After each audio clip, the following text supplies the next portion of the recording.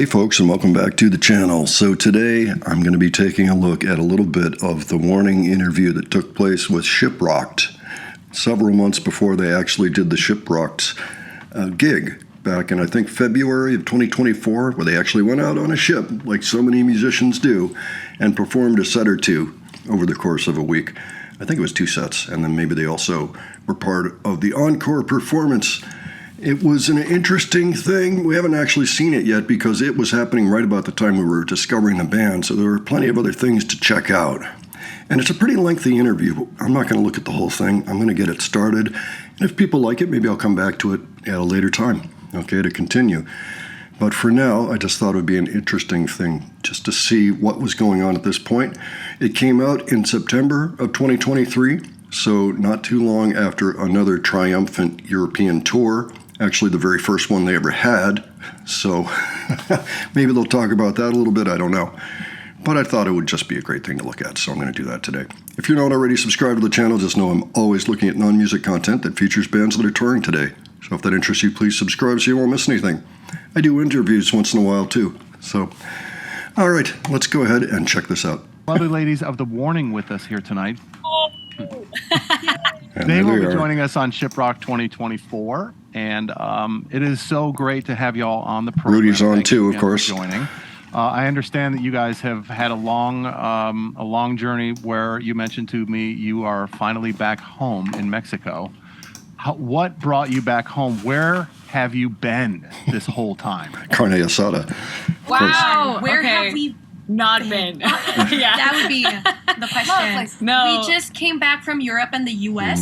Yes. It's our first time like being home for a while, but we're not like home resting. We came back to record an album. So, but we're home. Yeah. We're here. We're Keep good me with our fed. family. Everything's good. Everything's fine. But And yes, it's it's been been an hectic. exciting year for us. We did our first ever European tour where we were also supporting Muse on their European tour. Yeah, absolutely. This time around. So we got to visit a lot of new places. For those who don't already know, Muse is the band that The Warning love the most collectively. They are completely in love with that band, and they even emulate their style to a degree. 3 people, again, doing a lot of sound. So just giving that background for anybody that didn't already know. Speak and a lot it of new languages, which was cool. So Yeah. it's just been crazy. Back home. Yeah. Yeah, love it. So what are you going to do now that you're back home? I mean, aside from still think and constantly do music, which is kind of what is in your DNA, what fun stuff do you have? What You relaxing bet. things do you have in store for yourselves? Are you gonna treat yourselves in some way, some relaxation and otherwise? Relaxation. I bought myself flowers today. That was like my little treat. Oh, wow. No, That sounds like a pal thing, yes. but like we Healthy. we just came back, but we're working. Yes. So the relaxation part is just a bit funky. But just being like back home, speaking Spanish, that's a big change. And eating our food, like eating Mexican food. What did I tell you? Not eating it. That's all I need. Carne That's all I asada. need. I love it. Well, okay, then let me break the ice here. Is there one redeemable thing about Mexican food in America? Where did you, or in Europe for that matter? Because that's the freshest place you've been, right? The most recent. So was there anything in your travels? So you got you are so happy There was to be a home with your food, cut there. which I totally get. Was there anywhere in your travels that you found that was even close to the food you had at home in your? Okay, so they restated the question. I don't know if somebody else came on or what, but all of a sudden they had to ask the question again. These things happen, so we don't know. Doesn't matter. So yes, tell us about Mexican food in other parts of the world. Yes. So in Glasgow, we went to some really good tacos, but it was really like nowhere. We just like go around, and Rudy, The restaurant was closed. the restaurant was, and Rudy just like opened the door. Rudy is our to manager. He just, like opened the door, and he was like, "Hey, like, when are you gonna open?" And like, we got And it just- tacos, but it was so good. It was And so good. we ate Mexican breakfast. And Yeah, it was chilaquiles. it was so good. But it was like kind of like a happy crying moment because we hadn't had anything close to Mexican food, and like the whole team, Yeah. and we were speaking Spanish in Prague, and like everyone was 'Cause they understanding were- us. Ugh, They were Mexicans in In Prague Prague. and in Nice. Glasgow, so we were just like, oh, nice. That's cool. I love that. Chad, what were you going to say about Prague? Oh, I was not gonna say anything about Prague. I was gonna say everything about Glasgow. Glasgow, yeah. Has like surprisingly spot on like dishes from all over the world. That's the one place that I remember very vividly being like, this place is insane. Good to remember. How are they way up here, way over here, and there's literally like no sense of that culture here. However, it tastes just like it and spot on. So they do their due diligence in their homework. That's for sure. Always appreciated. You guys are, so when you say you're back home, are you in Monterrey, right? Is that right? Looks like it. Monterrey, Mexico. Nice. We're in the house right now, which is So- good. And you just got home, right? You guys are gearing up. But you have but going back on the road to do some dates with like Guns N' Roses? yes, We leave I'm gonna in make a this bigger if I week. can. Yeah. and we're opening for Guns N' Roses in the U.S. That's insane. So It's last insane. year we opened for them here in our hometown, Monterrey, Mhm. and it was amazing. But to be invited back And out like, to their country. that's insane. We're very excited. There we go. Yeah, that's awesome. They were just here. Well, I'm in Nashville and Chad's in Detroit, and they were just here in Nashville, and that was the Carrie Underwood's portion of the party, which was super weird and unpredictable. I didn't get to go, but I had some friends that went, and that was super weird and unpredictable. But I love the fact. Okay, what's he talking about with Carrie Underwood? I'm just curious. I'm not really much on gossip in rock and roll, but I'm just curious. I'm going to take a look now at their 2023 calendar because they said Guns N' Roses. I only know about one particular show where they opened directly for Guns N' Roses and apparently didn't get much of an acknowledgement there. It's not like it's required, but it's just kind of a nice thing to do. Opening for Guns N' Roses. That was the Hard Rock Live, Hollywood, Florida, September 15. So that would have been a few weeks after this. I guess that was the one time. And that about jives with what I thought. But still, that's a big deal to open for Guns N' Roses. And then after that, they were off for a few weeks. And then they proceeded to tour a few places in South America. And then back through Mexico for a while, throughout October and November. And why not? I mean, they had just been all over the United States and Europe, so why not keep conquering the world, right? That it's like, okay, it's Carrie Underwood, and then it's like it's going to be the Warning. Like, how cool is that? Like, That's super excellent, cool. awesome company to be in for sure. For sure. What is there? Was there a handful of those dates with Guns N' Roses? In Mexico, You know, we had two that we were gonna do in the United States, but we unfortunately couldn't make one. But we're gonna be in the Florida one. Yeah. We're in Hollywood, Florida, There you go. There you go. with Guns N' Roses. Yeah. Gotcha. Hard Rock, the outside, the big space. Yeah. There we go. Yeah. you got it. You'll have so much space. For those wondering, that is also the same place where Danny's guitar broke during Satisfied, and she ended up performing the song without guitar until the very last chorus. If you haven't seen that, it's well worth seeing. Maybe I'll put it in the cards. I mean, so much fun. It's an interesting space over there in Hollywood because it's very not to talk shit about Hollywood, Florida, but the idea is like, wait, what? There's a Hollywood, Florida, and then you get there, and it's literally just like the idea of a Hollywood island in Florida. It's crazy. Really? Like, where that Hard Rock thing is. Kind of like Disneyland, Disney World. That purpose. Okay. Yeah, I got really I thought you were surprised. pronouncing it incorrectly. I was No, like, what? I got No? really surprised. Like, what do you mean Hollywood and Florida? But yeah, it's Yeah, it's there. That's okay. because we have no idea of any geographical things Yeah, like, in we the don't know. U.S. We don't know where's what. But Yeah. we're like, say Florida, but this is something new. And with They got to Guns N' put a Roses, wall. Yeah, you would fit in just fine with all the rest of us Americans. We don't know where anything is either. Yeah. You know, they just got to put a map up in the bus and go, all right, we are here. And who cares when you're younger? But it's kind of nice to know where you are in the world. I'm just saying, it's kind of cool. Yeah. Fun. You were just here in Detroit, though. I saw that your dates, your headliner run brought you through here. You guys play the Shelter, right? I think so. I'm gonna trust you on that. You know, Upstairs okay, or downstairs in the venue?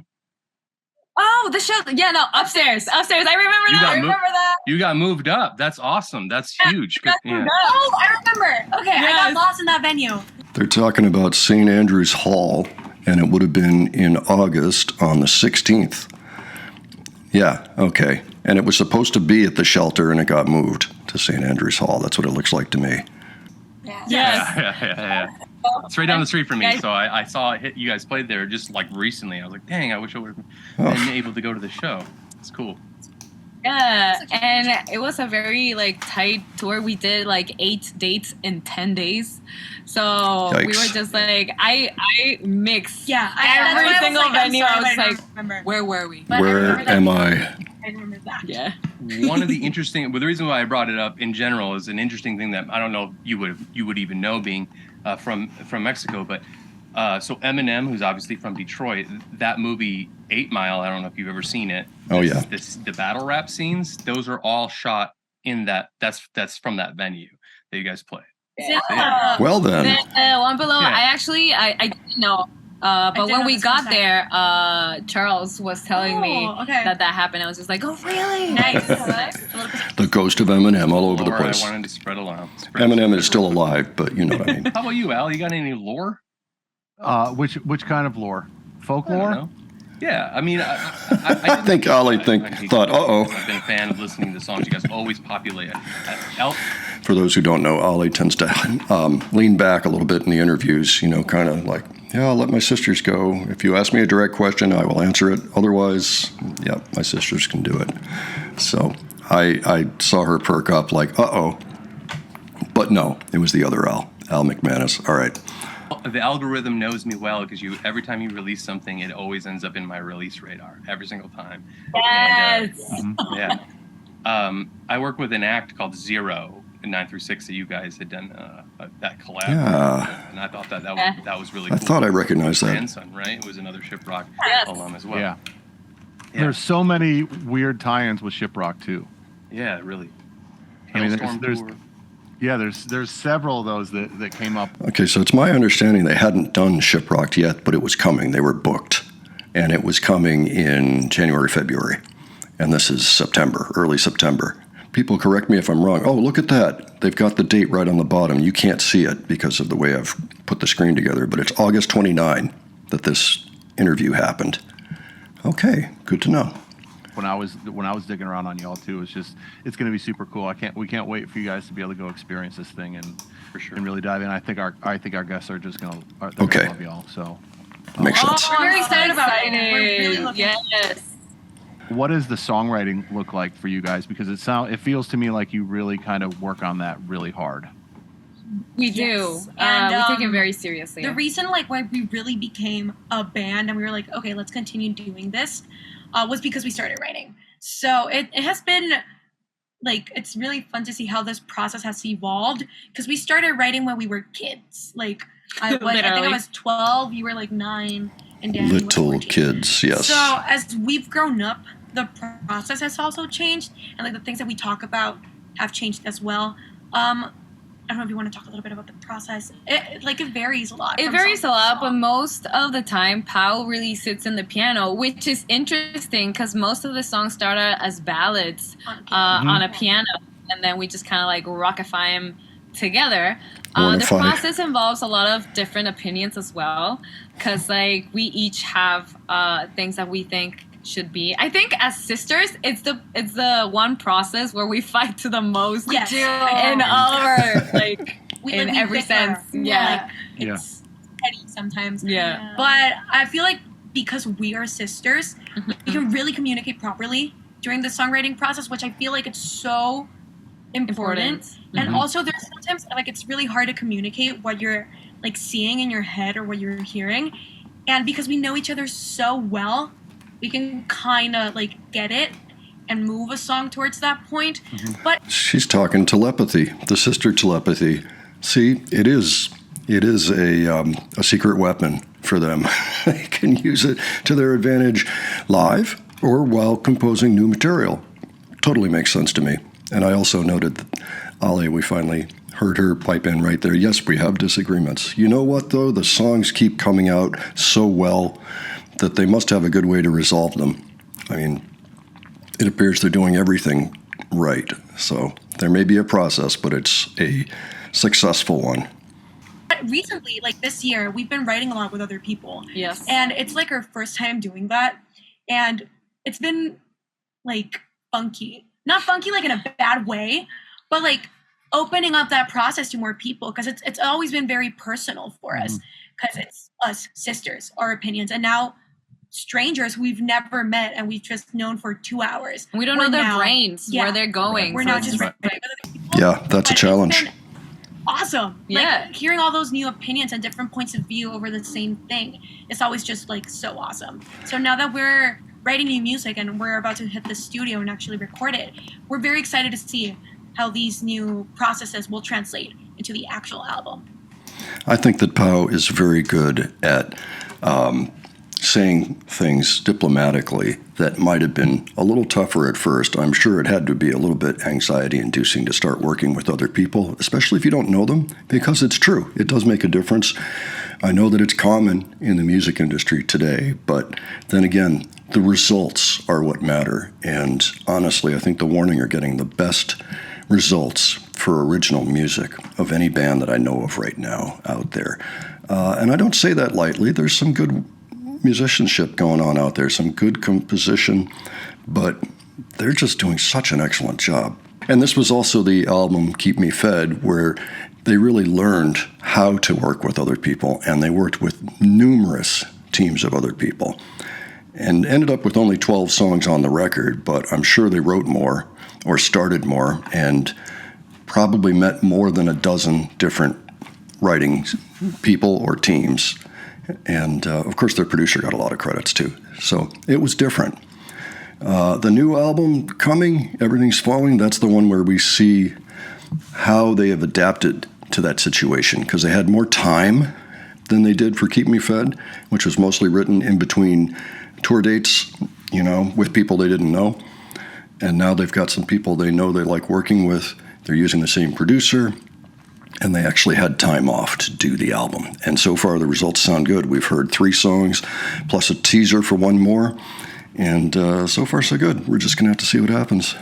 All right, I'm going to wrap this right after just a little bit more here. Part of it is you have to do that to expand, right? You don't have to do it, but part of it is it's healthy to get that other opinion. Yeah. And then the ego check of, I mean, somebody who could be honest with you. It is healthy. To be honest with you in the songwriting Agreed. process too, where they go, that's stupid. That's not a good idea, right? But then to have that other person in the room where you want to say to them, hey, that's not really what we're going for. Have you had a big blowout like that? Has somebody left the room and has someone been like super pissed and held a grudge for like 3 days? Has that happened yet? No, never. Thankfully. Also, Yeah. like this huge, like I feel like it is the best thing that has ever happened to us in our jobs is that we speak 2 languages. So if you don't know this, we They can do a side like, conference in Spanish. testing the waters on how to communicate your ideas properly. You just start saying it like, with a smile and in Spanish, like, I kind of don't like that. What do we do? But It's not like It's not sometimes, in a mean and way. sometimes we just do it so we all know we're on the same page, and we Right. can be It's like, like a maybe unified. we're trying to do different things, so we just kind of like talk it out quickly and like try and do as best as we can. And honestly, it is very helpful. It's awesome. that we Yeah. speak Spanish. But sometimes there are people who speak Spanish. So, It's like, oh my god, hi. Yeah. Let me just tell you though, Busted. if I was in the room, Okay, wait. All right. I really loved what they said there, though, and it was great hearing Ale pop up very significantly in that segment. Having to do with songwriting, that seems to be the thing that really pulls her out of her shell. You know, future interviewers take note. But, oh, man. And I know Al's talking about songwriting teams getting together and just cranking out songs. My question is, how many of those do you actually want to listen to in 6 months? You know, with The Warning, the songs they're writing are very durable. You know, they keep on bringing you back. I mean, we have listened to so many versions of the same songs of The Warning over on the other channel, and they just don't get tiring to our ears, you know, because they're written so interestingly and with a certain logic that maybe only comes with telepathic siblings. I don't know. But whatever they're doing seems right. And I bet the telepathy also helps keep things from getting too far into a boiling point, you know, because they can tell when people are getting really agitated and they find a way to work through it. You know, I almost feel like Pau could be a therapist of a type. Maybe Danny too. Maybe Ollie too. I don't know. Anyway, this is fun. I think when I'm back home, I will pick up on a little bit more of this. We'll see. But I'm finding it fascinating. Okay, but why don't you let me know what you think of this? If you're enjoying it, if you're learning anything, let me know if you were on that ship for the ShipRocked tour of February 2024. That would have been. So would be interested in hearing about your experience. All right. And if you enjoyed this video, please give it a like. And if you enjoyed the presentation, please subscribe. All right. Thanks so much for joining me today. I will catch you on the next one. Take care, folks.